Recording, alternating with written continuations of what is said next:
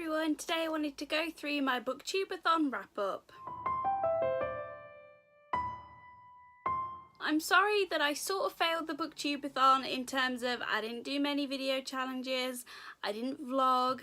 I wanted to do all these things, but Booktube-A-Thon during a full-time job is just difficult.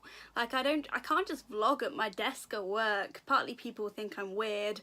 I'm probably breaking some sort of privacy stuff if people's computer screens are put on the internet with client information on, all that kind of stuff. And in the morning I'm just zombified commuting to work, and on the way home I just watched Bake Off and was reading, so I just did not vlog as I intended. I would really like to start doing some more reading vlogs at the weekends and stuff. Also, this week was a little bit crazy because I have a flat now. I'm moving in with my boyfriend in September. It's all confirmed. I'm really excited, but partly this week was dealing with that a fair bit, looking into furniture shopping and also just kind of looking at forms and making sure everything's all set. It is so warm right now, like it's Monday at about 6-7 p.m. and it's so hot. It's like 30 degrees.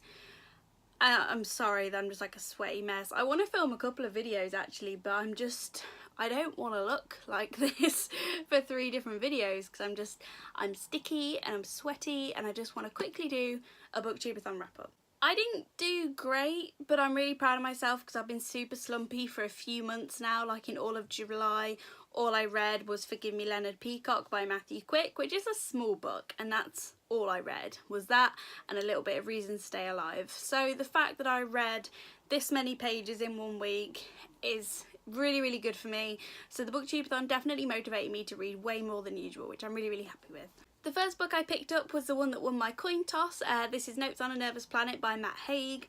I absolutely adore this cover. So this fits the coin toss challenge as well as kind of a book about something you want to do, because a big bit about this book is about going on social media less and kind of unplugging from online a little bit and just sort of relaxing and not getting too invested in the nervousness of our planet at the minute, you know, the constant terror and anxiety and negativity that we sort of experience all around us. Matt Haig is one of my absolute favourite authors, and this was executed really nicely. It had a nice chapter structure where it focused on different things like your phone and anxiety and self-care and kind of all these different focuses, which I really liked. And it was all split into like lists and short chapters, and it was very readable. I got through all 310 pages of this. However, I'm only giving it 3 stars because I just found it very repetitive. Like I really liked what it was saying, and I definitely like bookmarked a lot of sections for really quotable things that meant a lot to me, but it just dragged for me. I read the first half really quickly because I was on that Booktube-A-Thon hype, but I actually read the last 50 pages yesterday on Sunday, the last day of the Booktube-A-Thon, and oh my god, it was like torturous reading the last 50 pages, partly because I just wanted it finished. But honestly, I would have preferred this as like an essay or a video or even like a short story or something like that, like just a more short digestible thing where I feel like he could have made all the same points. Like this could have been just 100-page like pamphlet type book, and I would have got just as much out of it, if not more, because the fact it dragged sort of meant I wasn't engaging with it in the same way. I kind of wasn't focusing on it as much as I was at the start. I would really recommend this. I'm definitely lending it to my boyfriend because I think he spends way too long arguing with strangers on the internet. So I would recommend it for pretty much anyone. I think everyone will enjoy aspects of it and get something out of it. I just personally found it a little bit repetitive, so I can't really give it more than 3 stars. The next book I picked up for the Booktube-A-Thon, this is the only other book that I actually finished this week, which is kind of sad, is Every Heart Doorway by Sean Ann Maguire.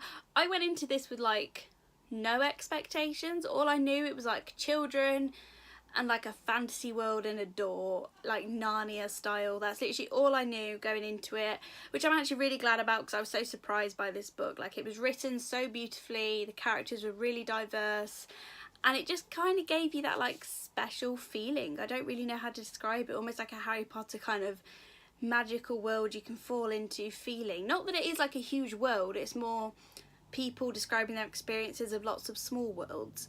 But I just absolutely loved it. I seriously did. I listened to the audiobook mostly, but I also read it physically. So I finished all 169 pages of this, and it completed the challenge of read a book with green on the cover. Also, I've already bought Down Among the Sticks and Bones, which is sort of the second book, but from looking at the blurb, it's more of like a prequel.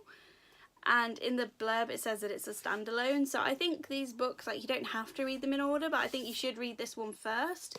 But it seems like they're all kind of sort of standalone books, so I think I'll get around to this one really soon, because they're just really quick reads and I loved it so much more than I thought I would. I gave it 4 stars. I plan to catch up on my reading over the weekend, but most of my Saturday was spent getting furniture from Gumtree and charity shops and things like that. So the only other thing I managed to read was 115 pages of Sourdough by Robin Sloan. Robin Sloan wrote Mr. Penumbra's 24-hour bookstore, which I read back in January and really loved, and I've loved the sound of this book since then. It's so like whimsical. It's about like bread that comes alive, and I thought that sounded amazing. I'm just over halfway through now. I'm not loving it, I'm liking it, but it's not blowing my mind. Like, I'm not liking it nearly as much as Mr. Penumbra's, and actually it's got very similar themes, which I'm finding kind of disappointing, because it feels sort of like the same book. Like, it's doing a lot of similar stuff. There's like secret clubs, and there's coding, and there's people that work at like high power tech companies, and there's books, and there's all this kind of stuff just like Mr. Penumbra's I loved there. But with this, I'm just finding it a little bit repetitive.